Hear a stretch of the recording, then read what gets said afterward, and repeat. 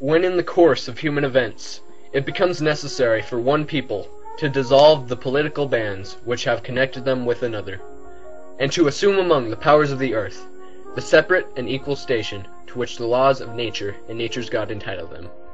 a decent respect to the opinions of mankind requires that they should declare the causes which impel them to the separation.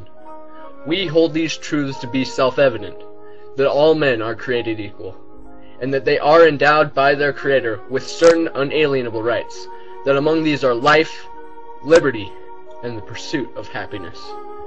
That to secure these rights, governments are instituted among men, deriving their just power from the consent of the governed. That when any form of government becomes destructive of these ends, it is the right of the people to alter or abolish it, and to institute new government, laying its foundation on such principles, and organizing its power in such form as to them shall seem most likely to effect their safety and happiness. Prudence indeed will dictate that governments long established should not be changed for light and transient causes, and accordingly all experience has shown that mankind are more disposed to suffer, while evils are sufferable, than to right themselves by abolishing the forms to which they are accustomed. But when a long train of abuses and usurpations, pursuing invariably the same object, evinces a design to reduce them under absolute despotism, it is their right, it is their duty, to throw off such government and to provide new guards for future security. Such has been the patient sufferance of these colonies, and such is now the necessity which constrains them to alter their former systems of government. The history of the present King of Great Britain is a history of repeated injuries and usurpations, all having in direct object the establishment of absolute tyranny over these states. To prove this, let facts be submitted to a candid world. He has refused his assent to laws, the most wholesome and necessary for the public good. He has forbidden his governors to pass laws of immediate and pressing importance, unless suspended in their operation, till his assent should be obtained, and when so suspended, he has utterly neglected to attend them. He has refused to pass other laws for the accommodation of large districts of people, unless those people would relinquish the right to representation in the legislature, a right inestimable to them, and formidable to tyrants only. He has called together legislative bodies at places unusual, uncomfortable, and distant from the depository of their public records, for the sole purpose of fatiguing them into compliance with his measures. He has dissolved representative houses repeatedly, for opposing with a manly firmness his invasions on the rights of the people. He has refused for a long time after such dissolutions to cause others to be elected,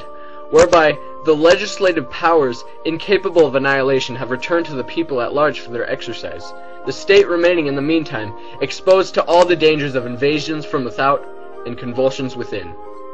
He has endeavored to prevent the population of these states, for that purpose obstructing laws for naturalization of foreigners, refusing to pass others to encourage their migrations hither, and raising the conditions of new appropriations of lands.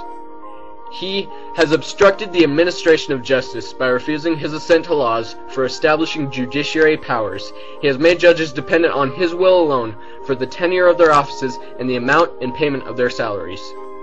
He has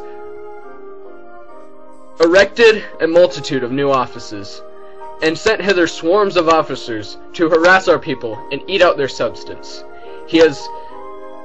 kept among us in times of peace standing armies without the consent of our legislatures. He has affected to render the military independent of and superior to the civil power. He has combined with others to subject us to a jurisdiction foreign to our Constitution and unacknowledged by our laws, by giving his assent to their acts of pretended legislation, for quartering large bodies of armed troops among us, for protecting them by a mock trial from any murders which they should commit on the inhabitants of these states, for cutting off our trade with all parts of the world, for imposing taxes on us without our consent, for depriving us in many cases of the benefits of trial by jury, for transporting us beyond seas to be tried for pretended offenses, for abolishing the free system of English laws in a neighboring province, therein establishing an arbitrary government, and enlarging its boundaries so as to render it at once an example and fit instrument for introducing the same absolute rule into these colonies,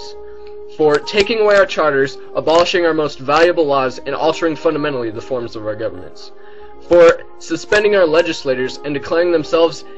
invested with power to legislate for us in all cases whatsoever. He has abdicated government here by declaring us out of his protection and waging war against us. He has plundered our seas, ravaged our coasts, burnt our towns, and destroyed the lives of our people. He is at this time transporting large armies of foreign mercenaries to complete the works of death, desolation, and tyranny,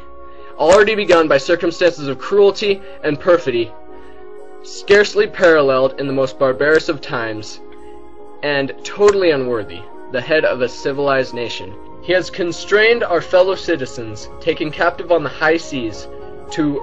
bear arms against their country, and to become the executioners of their friends and brethren, or to fall themselves by their hands. He has excited domestic insurrections amongst us, and has endeavored to bring on the inhabitants of our frontiers, the merciless Indian savages, whose known rule of warfare and an undistinguished destruction of all ages, sexes, and conditions. In every stage of these oppressions, we have petitioned for redress. In the most humble terms, our repeated petitions have been answered only by repeated injury. A prince whose character is thus marked by every act which may define a tyrant is unfit to be the ruler of a free people. Nor have we been wanting in attentions to our British brethren. We have warned them from time to time of attempts by their legislatures to extend an unwarrantable jurisdiction over us. We have reminded them of the circumstances of our emigration and settlement here. We have appealed to their native justice and magnanimity, and we have conjured them by the ties of our common kindred to disavow these usurpations, which would inevitably interrupt our connections and correspondence. They too have been deaf to the voice of justice and consanguinity. We must therefore acquiesce in the necessity which denounces our separation, and hold them as we hold the rest of mankind, enemies in war, in peace friends. We therefore, the representatives of the United States of America, in General Congress assembled, appealing to the Supreme Judge of the world for the rectitude of our intentions, do in the name and by the authority of the good people of these colonies solemnly publish and declare that these united colonies are, and of a right ought to be, free and independent states, that they are absolved from all allegiance to the British Crown, and that all political connection between them and the state of Great Britain is and ought to be totally dissolved, and that as free and independent states they have full power to levy war, conclude peace, contract alliances, establish commerce, and to do all other acts and things which independent states may of a right do. And in support of this declaration, with a firm reliance on the protection of divine providence, we mutually pledge to each other our lives, our fortunes, and our sacred honor.